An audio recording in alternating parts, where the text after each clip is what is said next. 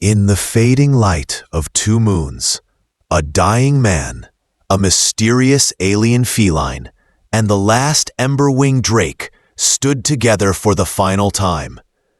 What happened next would break the rules of nature, rewrite the science of life, and leave behind a bond so unshakable it could be seen glowing across the volcanic skies years later. This is the story of love, loyalty, and a gift that defied the limits of time itself.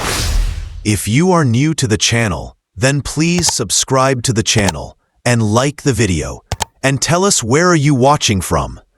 Now, let's jump into the story. Captain Rowan Calder had lived most of his later years in quiet solitude on the rim world of Glenara 4. The colony was small, surrounded by wide plains and mist-covered hills, far from the busy routes of the trade lanes. His home sat on the edge of a forest, close enough for the wind to carry the scents of wild flora into the air vents of his modest dwelling. He had no family left, no crew, no missions to chart across the stars. The only heartbeat that shared his days belonged to Selka, a small alien feline known as a Lissari. Selka was unlike any animal Rowan had known in his years of travel. Her silver fur shimmered with faint green streaks, catching the light in a way that made her look like a moving fragment of the auroras that sometimes danced in the planet's skies.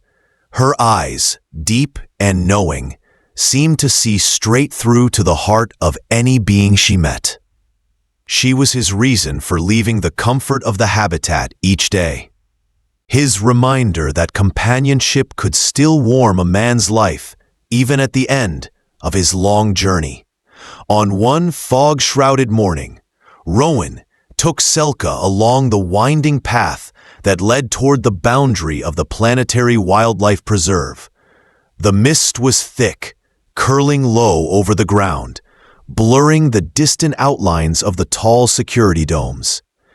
It was supposed to be a quiet walk, nothing unusual, but in an instant, Selka's calm stride turned into a blur of motion. She pulled free of her lead and bolted toward one of the towering containment structures. Rowan called out, his voice hoarse from the cold air, but she did not slow. His heart pounded as he chased her across the damp ground, the sound of his boots muffled by the heavy mist.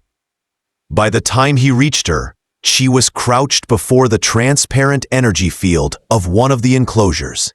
Inside, barely visible through the artificial volcanic environment, was a massive creature. It was the ember-winged drake, the last of its kind, rescued years ago from a dying world. The drake lay on its side, its once glorious bronze and crimson scales dulled, its wings folded awkwardly against its body. Its breathing was shallow, heat radiating faintly from its form, far below the normal levels for its species. It seemed to be in the final stretch of life, with no strength left to rise. Then Selka made a sound unlike anything Rowan had heard from her before. It was not a growl, not a hiss, not even the soft calls she used when greeting him. This was a cry so deep and mournful it seemed to carry through the very air, making the mist vibrate in sympathy. It was the sound of grief. Rowan felt the hairs on his arms stand on end. He was not the only one affected. Nearby visitors had stopped in their tracks, their attention drawn toward the strange, haunting noise. Two preserve rangers hurried over, their eyes darting between the small Lysari and the immense predator inside the dome. Director Leora Venn herself approached soon after, her long coat trailing through the damp air. Her voice was calm but firm as she addressed Rowan. She explained that the ember-winged drake was dangerous, even in its weakened state. A burst of flame from its lungs could reduce his companion to ash in moments. Rowan nodded in understanding, yet he could see that Selka would not leave. She sat there, trembling but unafraid, her gaze locked with the half-closed eye of the drake. There was something in that look that unsettled him. Not fear, not simple curiosity, but recognition. How could that be possible? Selka had never been near this preserve before. She had been with Rowan for years, and their travels had never crossed paths with this creature. The drake itself had been brought here from across the galaxy, from a rescue mission far beyond any route Rowan had taken since his retirement. The mist thickened, curling around them, muting the world to little more than shapes and shadow. The only clear thing was the unwavering connection between the small Lysari and the dying drake.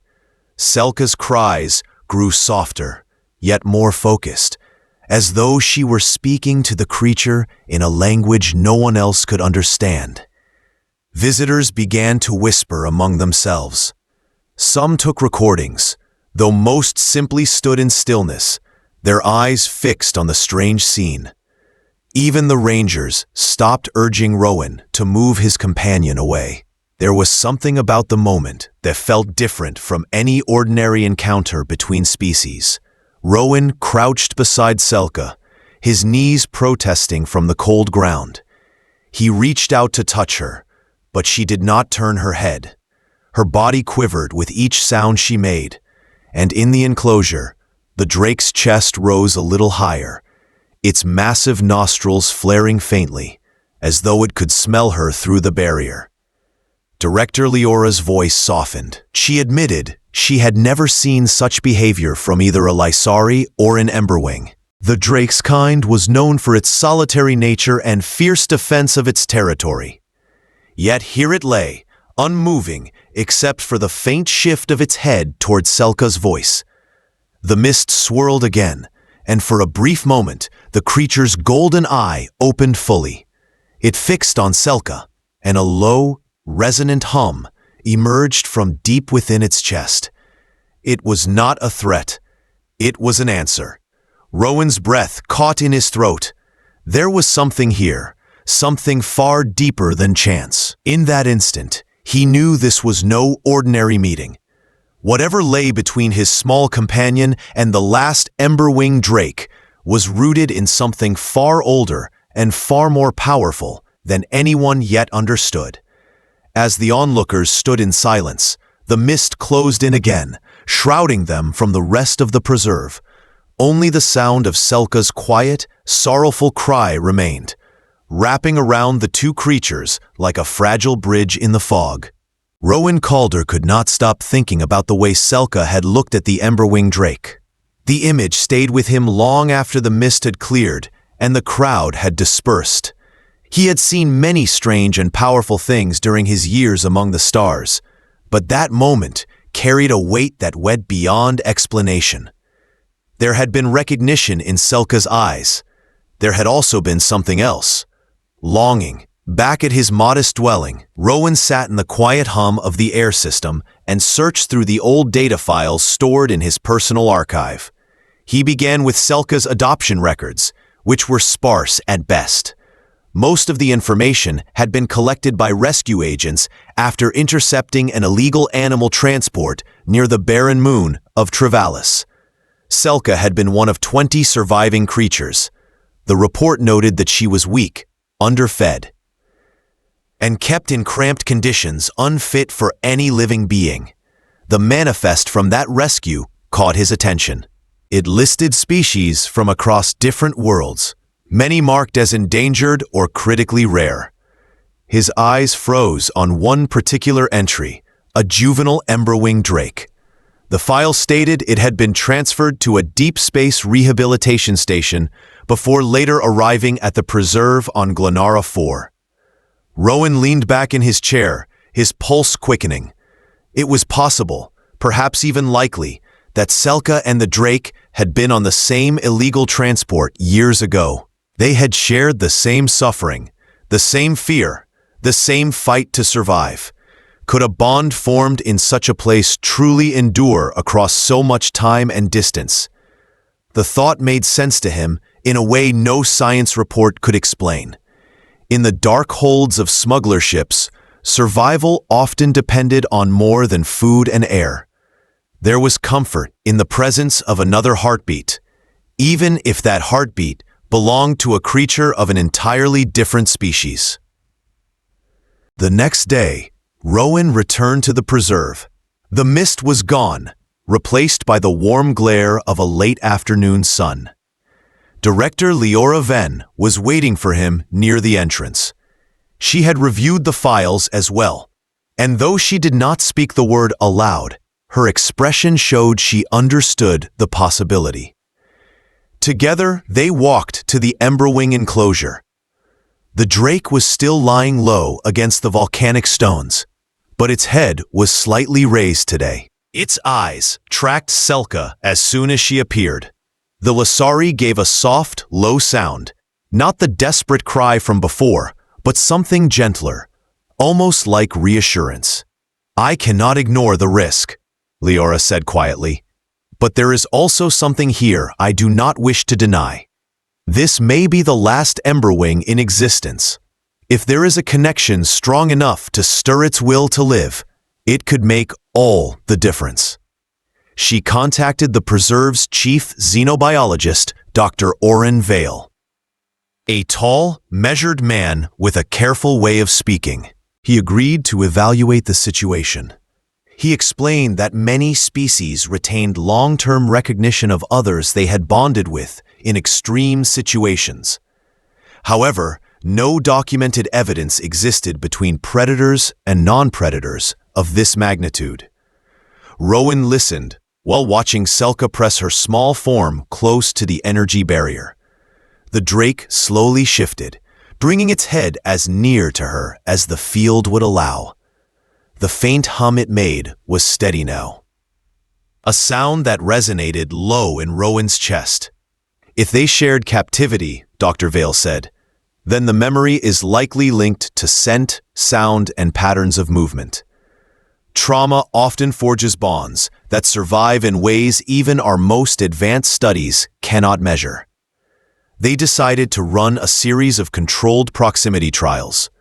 The first few days, Selka was allowed to remain near the barrier for extended periods. During these visits, the drake's breathing grew stronger. Thermal readings indicated a slight increase in core temperature. That was a byproduct of improved vitality. On the 5th day, the change was impossible to ignore. The drake lifted its massive head and released a slow plume of warm air that fogged the barrier. Selka responded by pacing in a slow, deliberate circle, a movement Dr. Vale identified as a behavior linked to shared rest cycles during confinement. Rowan felt something stir within him as he watched. This was no accident. The past they had endured together was surfacing in the present, carried in subtle gestures and ancient instincts. Each interaction was an echo from captivity, a reminder of a time when survival was not certain, but presence was shared. As the trials continued, Leora authorized a partial lowering of the containment field under strict conditions. The moment the gap appeared, Selka stepped forward without hesitation. She moved to the drake's side and touched her nose to the ridge above its eye. The drake's body trembled once, then relaxed, letting out a deep exhale that carried the scent of heated stone and ash. The gathered staff remained silent. Even Dr. Vale, known for his measured detachment, stood motionless, his eyes wide with the recognition that something extraordinary was unfolding. Rowan knew then that whatever bound these two creatures was not simply born of chance. It was survival woven into memory, a connection forged in a place where both had been powerless, now reborn in a world where they could choose to meet again. Over the next cycles, the drake's health improved at a pace no treatment had been able to achieve. It began taking more food, lifting its wings to stretch, even testing small bursts of flame against the heat shields. Each day, Selka was there, and each day the drake's golden eyes shone a little brighter. The echoes from their shared captivity were no longer just fragments of a dark past. They were becoming the foundation of a present that held the promise of survival and something more. The quiet, unspoken bond between two lives that had once faced the same shadows and now stood together in the light. The skies over Glenara 4 had a way of warning those who paid attention. The air would grow heavier, the light would shift to a strange green hue, and the wind would begin to carry a low hum. Captain Rowan Calder had learned long ago that these were the signs of an ionic storm. When such storms hit, they could tear through the preserved security grids and disrupt the power systems for entire sectors. On the night it happened, Rowan was resting in his chair with Selka curled against his side. The wind outside had started to howl, rattling the thin metal walls of his habitat. The low hum was there too, faint but steady. Selka's ears twitched and her body stiffened. Without warning, she leapt down and darted to the door, scratching and letting out a sharp, urgent call. Rowan sat forward. This was not her usual behavior during storms. She ran to the airlock and back to him, her green-streaked fur bristling, her eyes wide with alarm. "What is it, girl?" he murmured. But the answer was already forming in his mind. The Drake. He grabbed his jacket and followed her into the storm, ignoring the sting of wind-driven dust against his face. Selka led the way, her small frame weaving between the gusts with surprising speed. They moved across the open plain toward the preserve, the glow of the containment domes flashing dimly in the distance as the storm began to interfere with the lighting systems. When they arrived at the gates, the scene was chaos. Automated defense protocols had activated, sealing the Ember-winged Drake's enclosure with emergency force fields. Through the rippling barrier, Rowan could see the massive creature thrashing weakly, its body convulsing as sparks danced along the security grid. Director Leora Venn was already there, shouting commands to the staff over the rising roar of the wind. Dr. Oren Vale was bent over a control panel, his fingers flying across the interface as he tried to override the system. "Thermal core destabilization," Vale shouted without looking up. "The storm's electromagnetic surge is disrupting its internal heat regulation. If we don't stabilize it soon, we'll lose it." Selka ran to the barrier, pressing as close as she could without touching the active field. She let out that deep, resonant cry again, the same sound she had made the first day she found the Drake. The great creature stilled slightly, its eyes locking on her through the distortion. Rowan stepped forward. "Let her in," he called to Leora. The director turned to him, her expression conflicted. "The field is unstable. If it collapses, she'll be exposed to full heat discharge, and so will you." "I know," Rowan said, "but we both know she can reach it in a way no medicine or machine can." After a tense pause, Leora gave the order. Vale hesitated only a moment before initiating a manual bypass. A section of the barrier flickered, then dropped just wide enough for Selka to slip through. The wind roared as she crossed the threshold.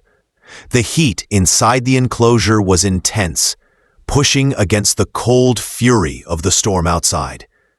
Selka moved with deliberate steps, her eyes never leaving the Drake.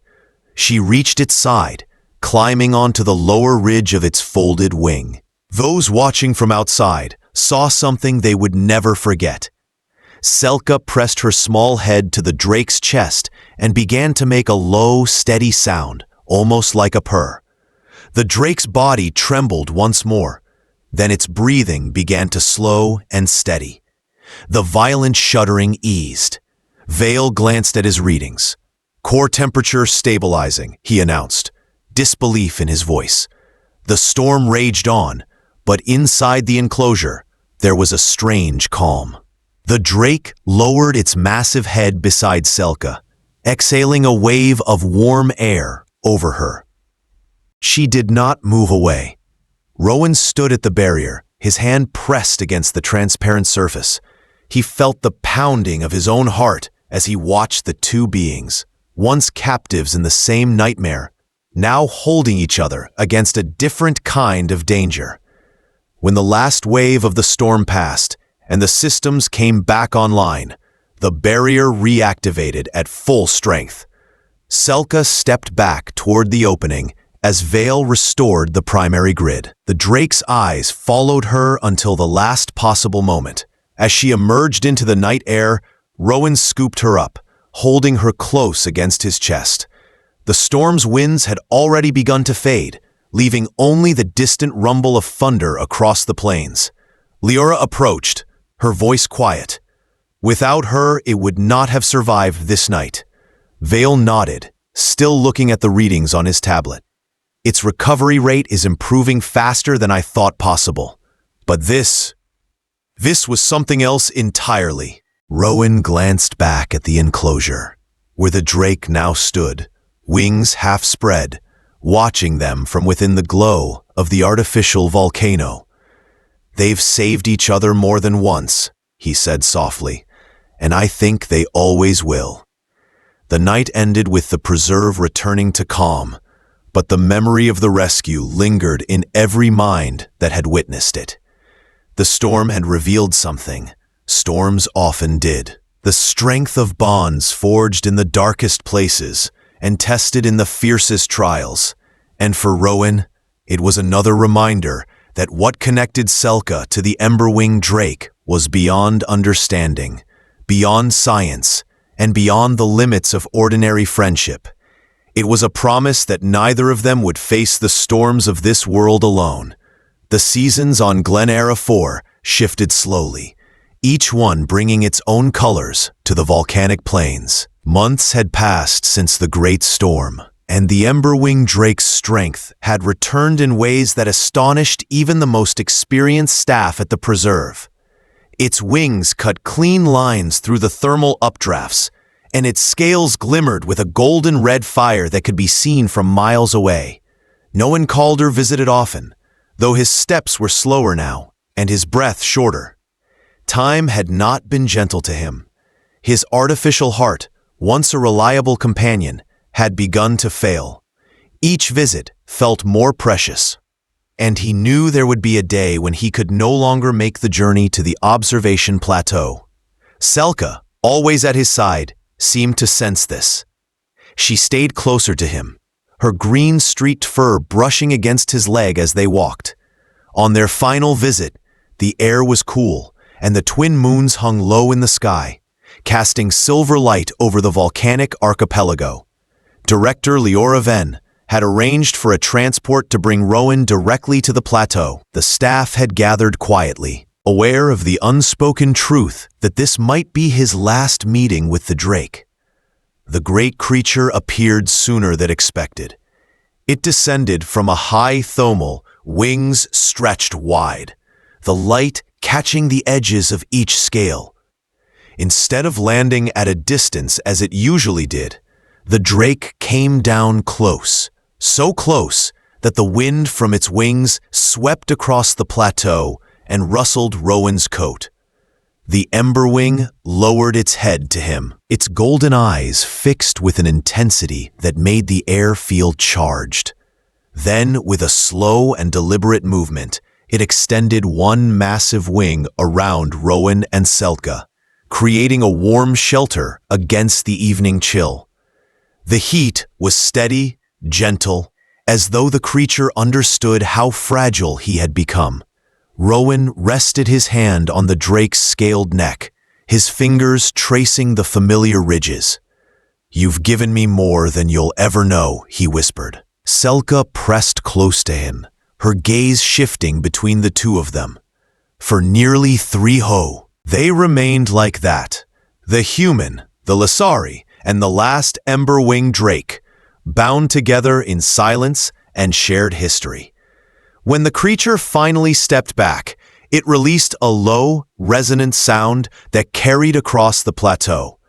It was not a roar. It was a farewell. 2 days later, in the quiet of his small dwelling, Rowan passed away with Selka curled against his chest. The news spread quickly across the colony and the preserve. His memorial drew settlers, scientists, and Selka, and travelers from distant worlds, all of them touched in some way by his story. As the service came to an end, Director Leora Venn stepped forward. Rowan Calder left clear instructions, she said, her voice steady, though her eyes glistened. Selka will remain here, with full access to the volcanic reserve. It was his wish that she continue her visits to the Emberwing for as long as she chooses. At first, Selka struggled. She stayed near Rowan's old dwelling, eating little. Her bioluminescent markings dimmed. Dr. Oren Vale suggested taking her to the reserve outside the normal schedule. They brought her to the plateau one quiet morning, and the drake arrived within minutes, landing so close that the ground trembled beneath its weight. It lowered its head to her, studying her with those ancient eyes. Then, it made the same low, harmonic sound it had made for Rowan. Selka responded with the same soft cry she had given on the day they were reunited. What happened next was unlike anything the staff had seen. The drake lowered itself completely to the ground and shifted its massive body so that Selka could climb onto its back. Without hesitation, she did. With a single powerful motion, the drake launched into the air. Leora started forward in alarm, but Vale held up a hand. "Watch," he said quietly. The drake circled the plateau once before flying toward the distant peaks. Its wings cut through the morning sky, the sunlight catching the synchronized glow of Selka's markings and the shimmer of its scales.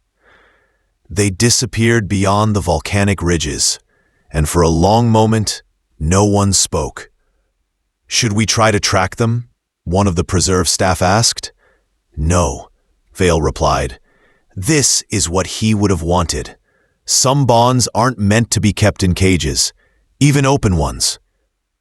Years later, during a routine aerial survey, a drone captured a distant image that stirred every heart who saw it. The Emberwing drake soared above the lava fields, a smaller shape riding between its shoulders.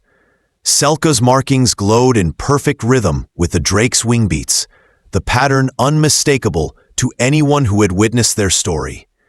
Dr. Vale, presenting the footage to a gathering of interstellar conservationists, summed it up simply.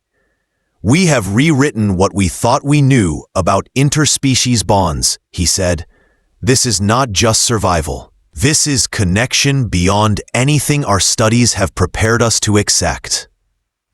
Today, visitors to the plateau can stand beside a simple memorial stone that bears Rowan Calder's name. Many stay until sunset, watching the skies and hoping for a glimpse of two shapes gliding together above the volcanic horizon. Some say that on certain nights, when the moons align, just as they did on that final visit, a deep harmonic call can be heard in the distance. Those who know the story smile quietly and offer no scientific explanation. They understand that this sound is not simply carried by the wind. It is the last gift, the enduring echo of a promise made between a man, a Lissari, and the last Emberwing drake, reminding the stars themselves that some connections are too strong to fade.